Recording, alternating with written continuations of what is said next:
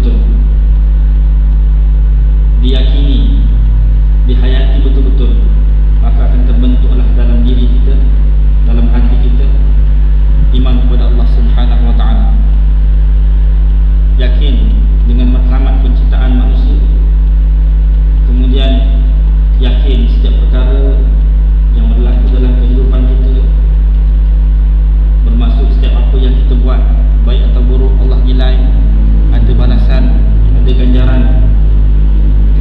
Dan yakin wujudnya akhirat, ada di syurga neraka. Cukup sekadar itu sebenarnya bagi seorang muslim untuk dia menjadi seorang mukmin, iaitu orang yang benar-benar beriman pada Allah Subhanahu wa ta'ala. Dan itulah juga yang menjadi punca kepada jatuhnya sesebuah tamadun manusia ataupun rosaknya seorang manusia, khususnya seorang muslim. Akan rosaklah diri dia, akidah dia, apabila apa yang disebutkan, setiap perkara buruk, setiap perkara baik, kecil ataupun besar, ada nilainya di sisi Allah Subhanahu wa ta'ala. Apabila perkara ini ditolak dalam kehidupan, dipandang remeh, maka cukup sekadar itu untuk dia menjadi orang yang mengingkari perintah Allah Subhanahu wa ta'ala seluruhnya. Cukup daripada situ sahaja dia akan melanggar mana-mana perintah Allah Subhanahu wa ta'ala. Alhamdulillah, pertama sekali kita syukur pada Allah Subhanahu wa ta'ala kerana dalam hari ini Allah Subhanahu wa ta'ala masih panjangkan lagi usia kita. Kullu nafsin dha'iqatul maut, setiap yang bernyawa pasti akan mati. Dan kematian itu jelas, hampir dia mati itu seperti mana kita menjamkan mata. Dan tidur itu adalah antara perkara yang dikaitkan dengan kematian, bahkan disebut sebagai mati yang kecil. Begitulah gambaran hampirnya mati pada setiap diri manusia. Bersyukur kerana Allah Subhanahu wa ta'ala panjangkan lagi usia kita, dan bermakna semakin kita berusia, semakin hampir kita dengan maut. Bermakna tidak ada seorang pun daripada kita yang tahu bilakah sampainya ajalnya, bilakah sampainya maut. Dan antara hikmah Allah Subhanahu wa ta'ala merahsiakan maut adalah supaya hamba dia tadi bersedia, sentiasa bersedia. Sekiranya jadi apa-apa, sekiranya kematian itu menjemput dia, maka dia akan mati dalam keadaan beriman pada Allah Subhanahu wa ta'ala. Seperti mana dalam doa yang diajarkan kepada kita, yang biasa kita baca lepas solat, Allahumma khtim lana bihusnil khatimah wa la takhtim alaina ya Allah bisu'il khatimah. Ya Allah, ya Tuhan kami, Kau tamatkanlah kehidupan kami dalam keadaan yang baik. Maknanya bila kita minta dalam keadaan yang baik, kita bersedia untuk mati dalam keadaan yang baik. Dan kita minta pada Allah, wala tahkim alaina ya Allah, dan janganlah Engkau tamatkan kehidupan kami wahai Allah dalam keadaan bisu'il khatimah, dalam keadaan yang penamatan yang buruk. Buruk maksudnya buruk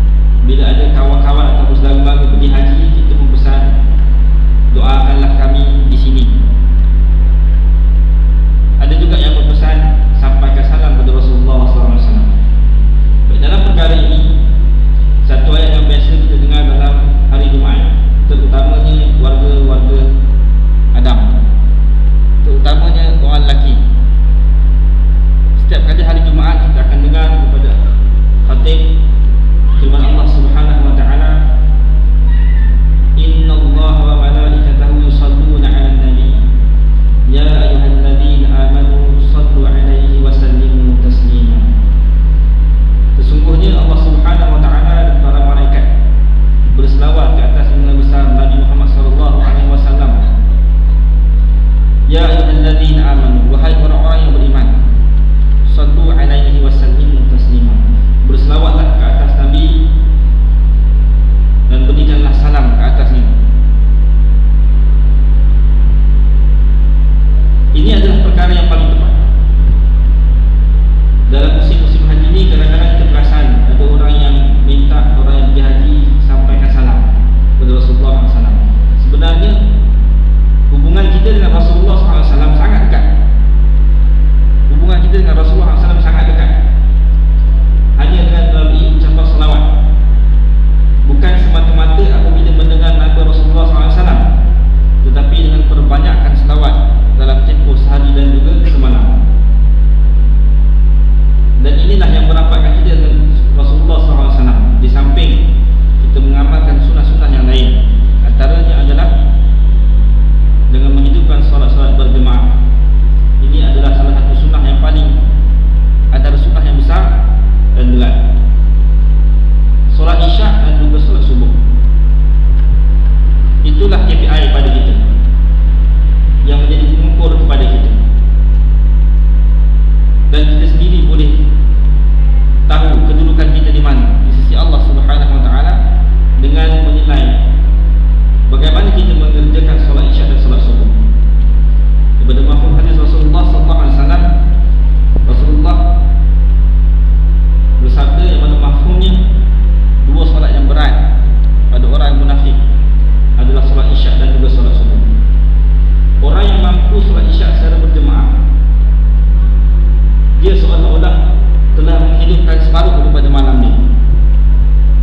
Dan orang yang mampu solat subuh secara berjemaah, dia seolah-olah telah menghidupkan seluruh malam dia dengan ibadah kepada Allah Subhanahu Wa Taala. Maknanya dekat sini, walaupun kita tak mampu nak bangun awal sebelum azan, mungkin rumah dekatkan masjid, jadi bangun bila lakukan azan. Jadi tempoh yang ada antara azan dengan iqamah tu, kita sempat untuk bersihkan badan dan pergi ke masjid. Lalu kita pun sembahyang subuh. Tak sempat nak solat sunat sekalipun. Solat tahajud memang tak sempat. Dan begitu juga dengan solat sunat subuh, kita pun tak sempat. Yang sempat hanya subuh berjemaah. Itu pun dah paling baik dalam ukuran kehidupan seorang Muslim. Maknanya Allah bagi kita ni KPI yang mudah, tetapi oleh kerana jaminan dan telah disahkan oleh Rasulullah SAW, solat subuh dan isyak ni dia something happen pada tubuh orang yang munafik. Dia bukan buat-buat, dia memang original. Tak tahu jadi macam mana, bila masuk isyak dan subuh dia semalam nak semayang. Mungkin dia selesaikan dekat rumah, tapi kualitinya seperti mana yang disebutkan oleh Rasulullah SAW, solat isyak dan solat subuh secara berjemaah berat pada orang yang munafik. Baik muslimin yang dirahmati Allah, dalam Al-Quran mengajar kita doa. Banyak doa-doa dalam Al-Quran, antaranya Rabbi ja'alni muqimas salah wa min dzurriyyati Rabbana wa taqabbal du'a. Allah ya Tuhanku, jadikanlah aku Rabbi ja'alni muqimas salat, daripada golongan orang yang menunaikan salat. Wa min dzurriyyati, dan juga zuriat keturunan aku juga daripada kalangan orang yang menunaikan salat. Rabbana wa taqabbal du'a. Allah ya Tuhan kami, terimalah doa permintaan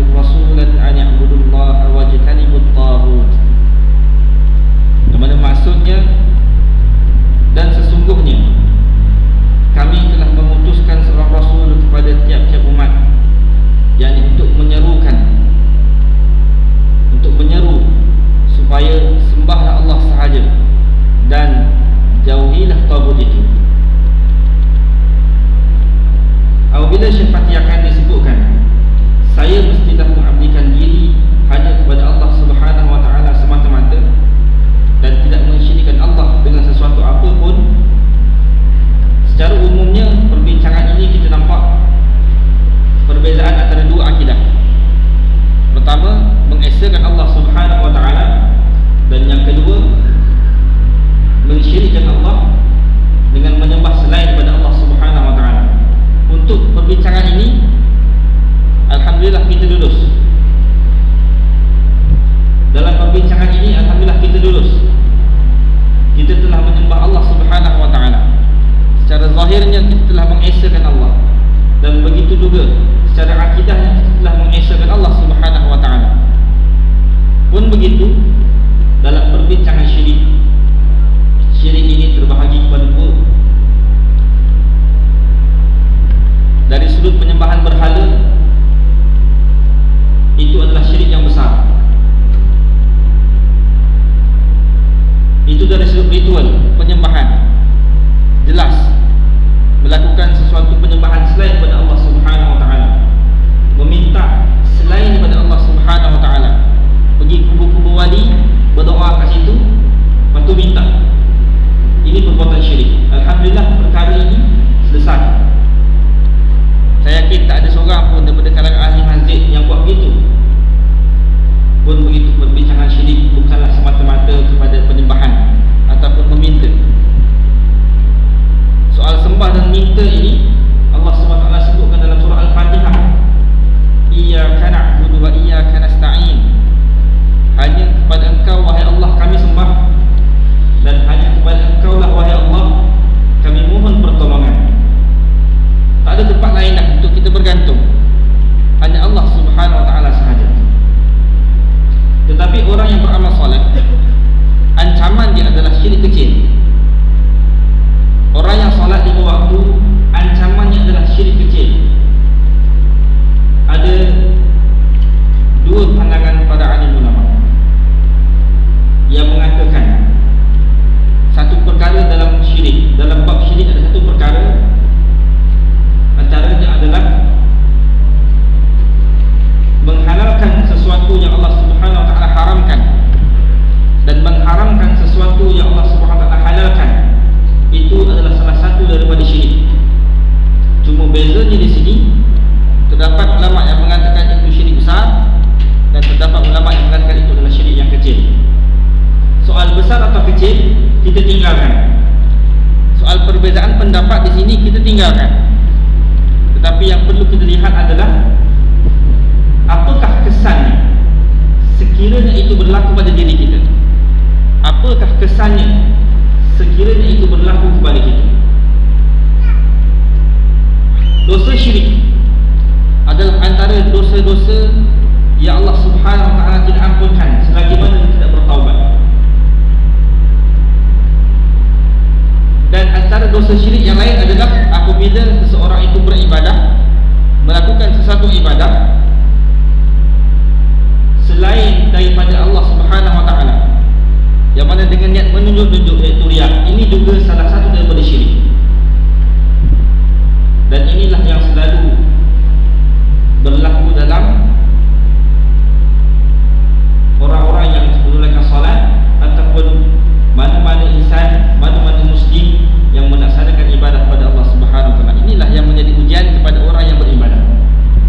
Apabila ibadah tadi dilaksanakan tapi terdapat riak, ataupun perkara yang saya sebutkan mula-mula tadi, seorang yang beribadah, seorang yang menjaga solatnya, tetapi oleh kerana ada beberapa perkara dalam kehidupan dia, contohnya dalam bab harta, terdapat perintah Allah Subhanahu wa taala, tapi oleh kerana perintah tadi tidak menepati dengan kehendak dia, bertentangan dengan kehendak dia, dan dia berasa berat untuk laksanakan perintah tadi, sehingga dia mengabaikan perintah tadi, dan secara tak langsung, secara tidak sengaja dia telah mengidakkan perintah Allah dan telah menghalalkan sesuatu yang Allah haramkan, ataupun mengharamkan sesuatu yang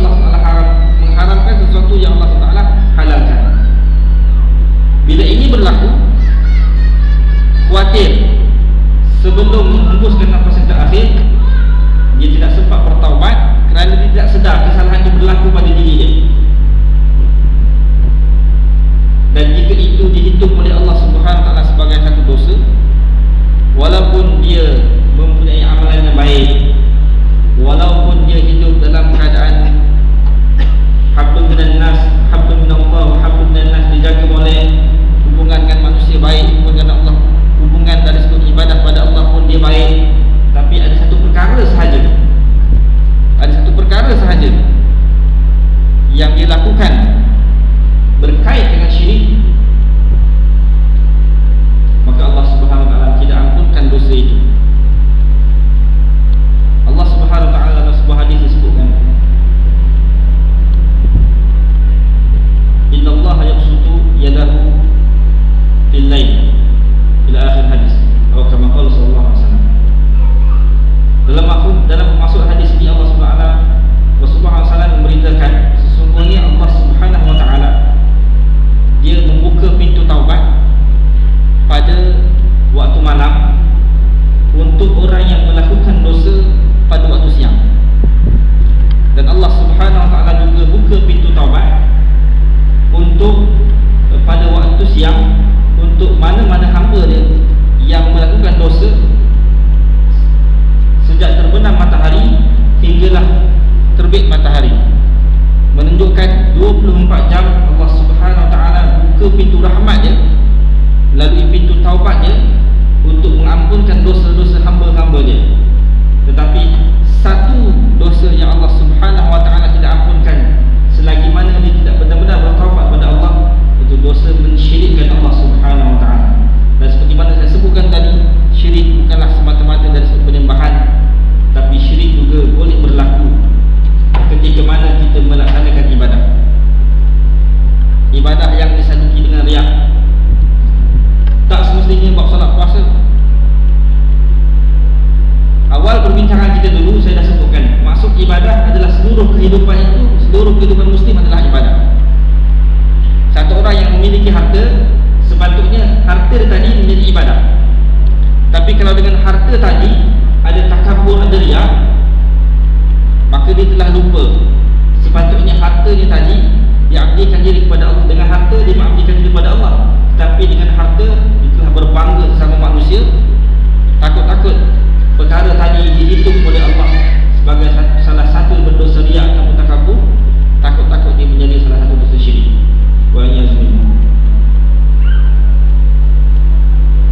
Ini yang dimaksudkan oleh Syekh Fatihakan, yang mana mengabdikan diri kepada Allah Subhanahu wa taala 100%. Setiap apa yang kita buat, sama ada dari sudut ibadah khusus ataupun apa sahaja perkara yang kita lakukan dalam kehidupan harian, semuanya kita niatkan menjadi ibadah untuk penyembahan kepada Allah Subhanahu wa taala semata-mata. Sekiranya apa yang kita buat dalam kehidupan kita niatkan bukan kerana Allah Subhanahu wa taala, apa sahaja, kita takut Allah Subhanahu wa taala hitung perkara tadi sebagai salah satu daripada dosa syirik. Boleh yang kita.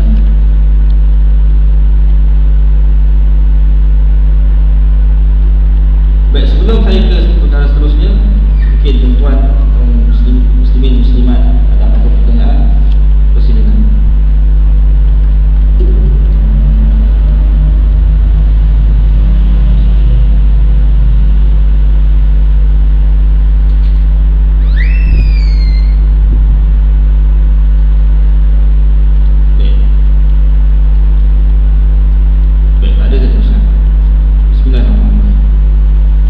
Perkara yang seterusnya, Allah Subhanahu wa taala berfirman dalam surah Al-Mulk ayat 12, innal ladzina yakhshawna rabbahum bil ghaibi lahum maghfiratun wa ajrun kabir. Sadaqallahu al-azim. Di mana Allah Subhanahu wa taala berfirman, maksudnya sesungguhnya orang-orang yang takut kepada Tuhannya yang tidak tampak oleh mereka akan memperoleh keampunan dan pahala yang amat besar. Surah Al-Mulk ayat 12. Ayat ini menjadi asas kepada apa yang nak disampaikan oleh Syekh Fatihakan, yang mana sebagai seorang muslim perlulah letakkan dalam diri dia, saya hendaklah takut kepada Allah semata-mata. dan tidak takut kepada selain daripada Allah Subhanahu wa ta'ala. Ketakutan saya kepada Allah itu seharusnya mendorong saya menjauhkan diri dari perkara-perkara yang dimurkai dan diharamkan oleh Allah Subhanahu wa ta'ala. Dan Allah Subhanahu wa ta'ala juga berfirman dalam surah An-Nur ayat 52, "Wa may yuti'illaha wa rasulahu wa yakhshallaha wa yattaqihi fa ulaika humul faizun." Sadaqallahu al-azim. Barang siapa yang taat kepada Allah dan Rasulnya dan takut kepada Allah dan bertakwa kepadanya, maka mereka adalah orang-orang yang mendapat kemenangan. Surah An-Nur ayat 52. Apabila asyifat yang akan disebutkan di sini, seorang Muslim mestilah benar-benar beriman pada Allah Subhanahu wa ta'ala, mestilah sempurna akidahnya dari sudut takut kepada Allah semata-mata dan tidak takut kepada selain dari Allah Subhanahu wa ta'ala. Dalam zaman kita, perkara ini menjadi satu perkara yang paling berat untuk kita laksanakan, terutamanya apabila kita berdepan dengan soal kerja dan juga harta yang kita miliki. Banyak di kalangan kita, bahkan ada di kalangan orang yang menunaikan solat 5 waktu sehari semalam sekalipun, apabila berdepan dengan sesuatu perkara yang mana ujiannya adalah untuk mengiyakan atau menidakkan perintah Allah Subhanahu wa ta'ala.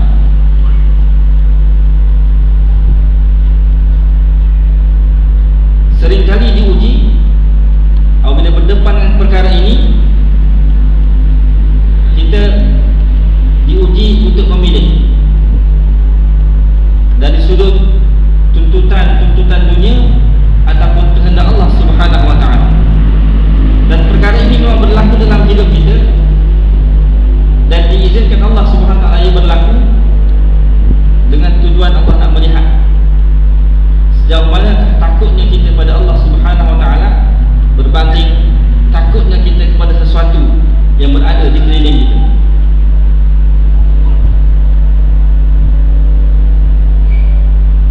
Saya bagi contoh mudah dalam kehidupan berkeluarga antara ujian seorang suami, yang mana suami ini kita ambil contoh sebagai seorang pemimpin. Dan Rasulullah SAW telah sebutkan dalam hadis dia, kullukum ra'i wa kullukum mas'ulin an ra'iyyati.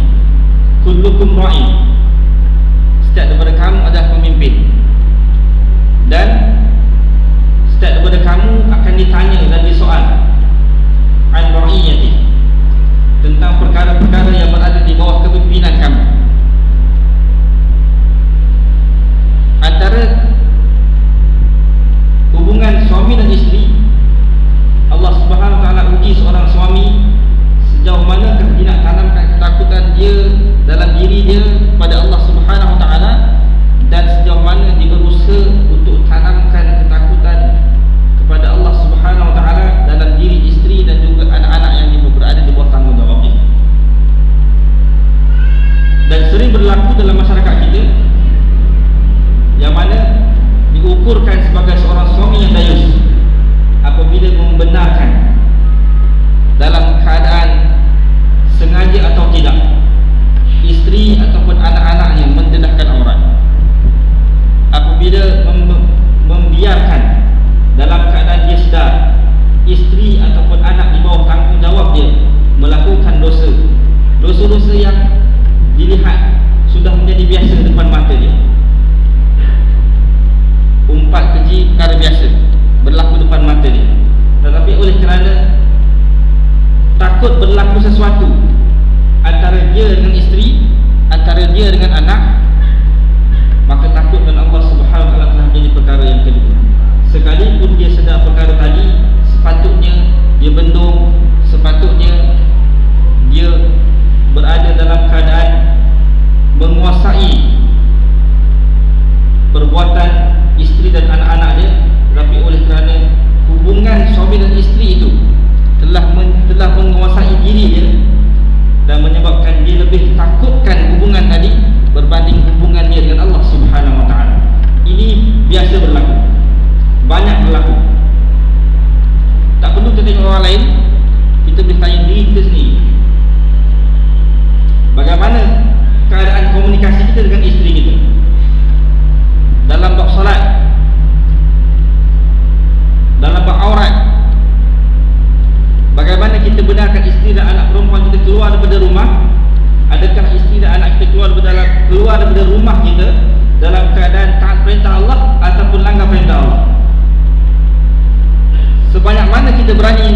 menegur isteri kita apabila isteri kita keluar dalam keadaan mendedahkan aurat ataupun berpakaian sempurna tetapi dari sudut syariatnya tidak sempurna kerana masih menampakkan aurat, ataupun kita sedar isteri dan anak-anak kita, khususnya anak-anak perempuan dan juga isteri-isteri yang sering kali bergaul dengan rakan-rakan dia yang terlibat dalam dosa mengumpat ataupun mengkeji. Ini kita sedar. Sejauh mana kita sebagai suami dan ketua keluarga menepati dengan apa yang diletakkan oleh Rasulullah SAW, kullukum ra'in wa kullukum mas'ulin an ra'iyati. Dan sejauh mana kita melaksanakan tanggungjawab kita sebagai suami antara kita dengan isteri kita, adakah kita letakkan ketakutan pada Allah Subhanahu Wa Taala ataupun kita letakkan hubungan tadi yang lebih besar berbanding dengan perintah Allah Subhanahu Wa Taala. Dalam erti kata yang lebih mudah, adakah kita suami yang takutkan isteri ataupun kita suami yang takut Allah Subhanahu Wa Taala? Dalam dekat sini disebut, saya hendaklah hanya takut kepada Allah semata-mata dan tidak takut kepada selain daripada Allah Subhanahu Wa Taala. Dalam bab lain, dalam bab pekerjaan, contohnya Imam Fakhr Razi dalam tulisannya dia sebut sekali, apabila seorang berdepan dengan perkara yang jelas melanggar perintah Allah Subhanahu Wa Taala, yang mana perkara tadi berlaku depan mata dia, di tempat kerja dia, maka depan mata dia ada dua pilihan, antara ingin berdiam diri ataupun memberi teguran. Imam Fakhr Razi sebutkan perkara pertama yang perlu diambil oleh individu tadi, dia perlu mengambil kira perkara tadi jelas melanggar perintah Allah dan dia perlu betulkan sekurang-kurangnya dengan kata-kata dia, jelaskan pendirian dia, mengatakan perkara tadi adalah salah dan melanggar perintah Allah Subhanahu Wa Taala. Walaupun dia terpaksa berdepan dengan kehilangan jawatan ataupun diturunkan gaji, terpaksa berdepan dengan natijah yang teruk dalam kehidupan dia. Jika ini berlaku pada kita, perkara pertama yang perlu kita lihat adalah saya mesti takutkan Allah lebih daripada saya takutkan keadaan sekeliling saya. Pun begitu, Imam Fakhr Razi juga sebut ada rukhsah juga dalam perkara-perkara macam ni.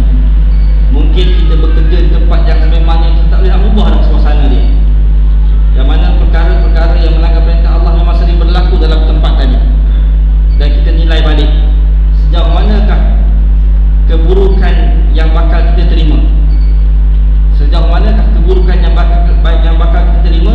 Di situ ada kelonggaran, tetapi dengan syarat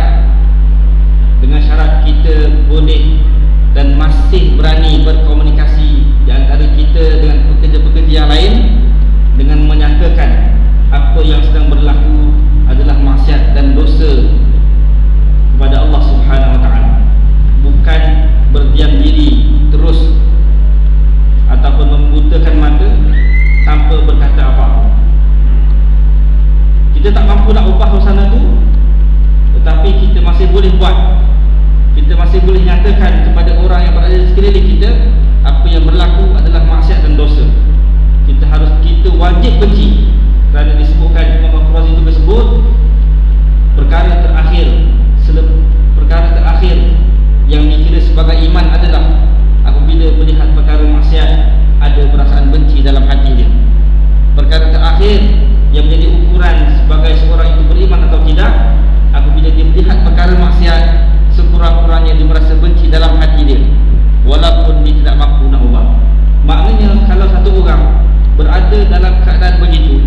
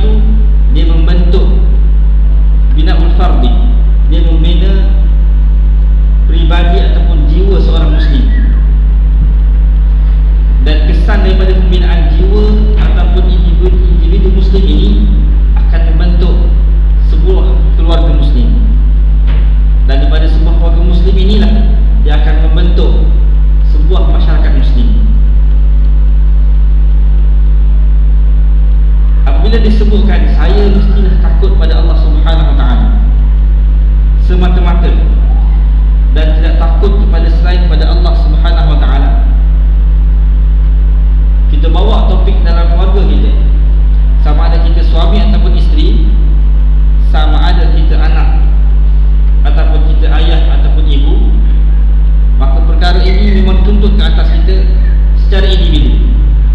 Apa sahaja yang berlaku depan mata kita, sekiranya perkara tadi perkara yang dilarang oleh Allah Subhanahu Wa Taala, jangan kerana hubungan, jangan kerana apa yang ada depan mata kita, kita berani membelakangkan perintah Allah Subhanahu Wa Taala dengan mendiamkan perkara-perkara mungkar ataupun maksiat yang berlaku depan mata kita.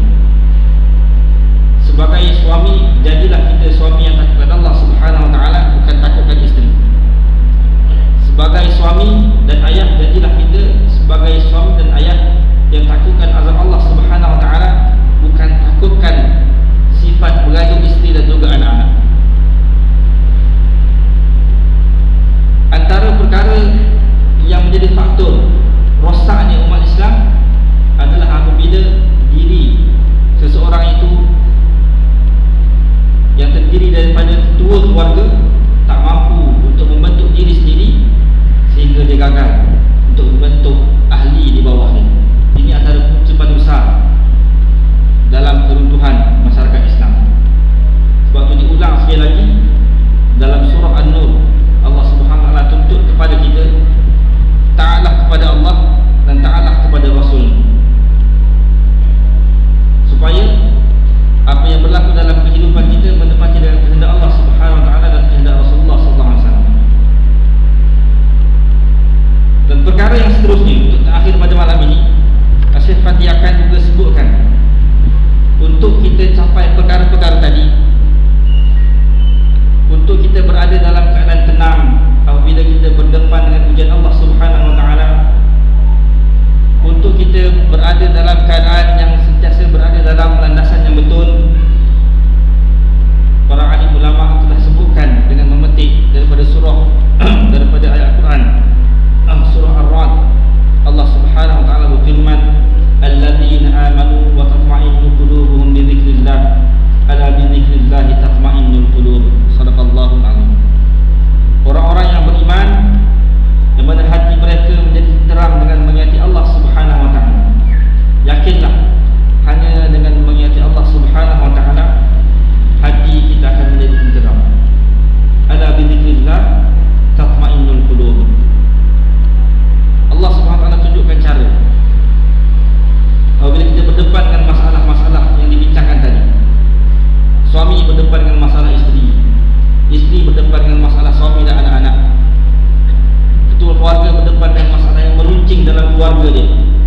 Setiap daripada ahli keluarga dia cenderung kepada maksiat, bahkan mengekalkan dosa sekalipun diberi teguran. Maka Allah Subhanahu Wa Taala ajar untuk tenangkan hati kita dan untuk pastikan kita berada dalam jalan yang betul, sentiasa dah mengingati Allah Subhanahu Wa Taala, walaupun dalam keadaan susah ataupun senang. Sifat seorang hamba yang jelas adalah apabila dia laksanakan solat 5 waktu sehari semalam. Itu sifat seorang hamba. Dan untuk menyempurnakan lagi hambaan itu, seorang hamba tadi dia kena pastikan masa dia sentiasa dalam keadaan mengingati Allah Subhanahu Wa Taala. Dan Allah Subhanahu Wa Taala sangat menyukai hamba dia yang sering memohon taubat daripada apa yang telah dia lakukan. Dan Imam Nawawi bagi tahu hukum taubat ni adalah wajib pada setiap orang yang melakukan dosa. Dan Allah Subhanahu Wa Taala bukakan pintu rahmat, pintu taubat dalam tempoh 24 jam. Tidak ada 1 minit pun Allah Subhanahu Wa Taala tutup. Bermakna Allah Subhanahu Wa Taala bukakan pintu taubat selama 24 jam, kecuali apabila sampainya nyawa kita di halqum, di anak tukar kita, ruh dah sampai ke situ, ataupun apabila terbitnya matahari bukan di tempat terbit dia, iaitu di barat. Bila berlaku 2 perkara ini, barulah Allah Subhanahu Wa Taala tutup pintu taubat. Selagi mana Allah Subhanahu Wa Taala bukakan pintu taubat, selagi mana Allah Subhanahu Wa Taala beri peluang kepada kita, perbanyakkanlah zikir, terutamanya beristighfar pada Allah Subhanahu Wa Taala. Rasulullah SAW dalam riwayat Bukhari daripada Abu Hurairah radhiyallahu anhu, Rasulullah SAW bersabda, wallahi inni la astaghfirullah wa atubu ilaih fil yaumin akthar min 70 marrah. Demi Allah, sesungguhnya aku istighfar, mohon ampun, kembali pada Allah Subhanahu wa taala, wa atubu ilaih, kembali pada Allah Subhanahu wa taala dalam sehari sebanyak yang mungkin min 70 marrah, dengan jumlah 70 kali. 70 kali Rasulullah SAW berikan kita asas dalam sehari sepatutnya kita bertaubat pada Allah Subhanahu wa taala dalam keadaan yang diajarkan, melafazkan istighfar. Itulah yang paling mudah. Satu orang yang hati dia ala bi dzikrillah tatma'innul qulub, seperti mana yang Allah Subhanahu sebut, sentiasa tenang dengan zikir pada Allah Subhanahu wa taala, pasti dia sentiasa akan berada dalam keadaan tenang, dan Allah Subhanahu akan sentiasa berikan dia ilham untuk berdepan dengan sebarang masalah, terutamanya apabila dia diuji, berdepan dengan perkara yang paling berat. Dia akan sentiasa tenang, ingat Allah Subhanahu wa taala, walaupun perkara tadi jauh daripada keupayaan dia untuk dia uruskan, tetapi dengan zikir, dengan taubat, dengan istighfar, dengan kesempurnaan hubungan dia dengan Allah Subhanahu wa taala, perkara tadi akan menjadi mudah, kerana dia berdepan perkara tadi dengan penuh rasa iman pada Allah Subhanahu wa taala. Iman itu akan membantu dia. Dan Allah SWT berfirman untuk yang terakhir dalam surah Az-Zukhruf, وَمَنْ يَعْشُ عَنْ ذِكْرِ الرَّحْمَنِ نُقَيِّضْ لَهُ شَيْطَانًا فَهُوَ لَهُ قَرِينٌ. Sadaqallahul azim. Dan barang siapa yang berpaling daripada mengingati Allah Subhanahu wa taala yang Maha Pemurah, kami adakan baginya syaitan yang menyesatkannya, maka syaitan itulah yang menjadi teman yang selalunya menyertai. Ancaman pada orang yang selalu melupakan Allah Subhanahu wa taala, ancaman bagi orang yang selalu meninggalkan zikir, ancaman pada orang yang selalu tidak berselawat, yang jarang-jarang berselawat pada Rasulullah SAW. Allah Subhanahu wa taala akan benarkan syaitan mendampingi dia, dan syaitan itulah dia akan memandu hati dia. Dan ini disebutkan oleh Allah Subhanahu wa taala secara jelas, kami adakan baginya syaitan yang menyesatkannya, maka syaitan itulah yang menjadi teman yang selalu menyertai.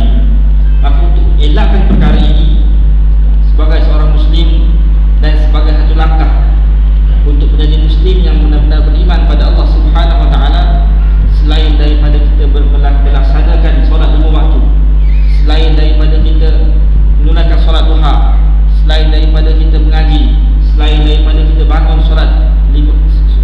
solat awal pada waktu malam, kita juga tuntut untuk sentiasa mengingati Allah Subhanahu wa taala dalam hati, sentiasa berzikir, dan utamanya perbanyakkan istighfar. Kerana Rasulullah SAW dalam satu hari tidak kurang daripada 70 kali. Berbalik pada diri kita masing-masing, berbalik pada diri saya, berbalik pada diri tuan-tuan, untuk kita periksa sejauh manakah pencapaian kita selama ini. Ukurannya hanyalah kita sahaja yang tahu. Tidak ada orang lain yang boleh mengukur kekuatan iman kita selain pada diri kita sendiri, sebelum Allah Subhanahu wa taala tunjukkan kepada kita di saat-saat yang mana kita dah tak ada peluang lagi dah, iaitu di mana nyawa kita dah berada di atas tekak,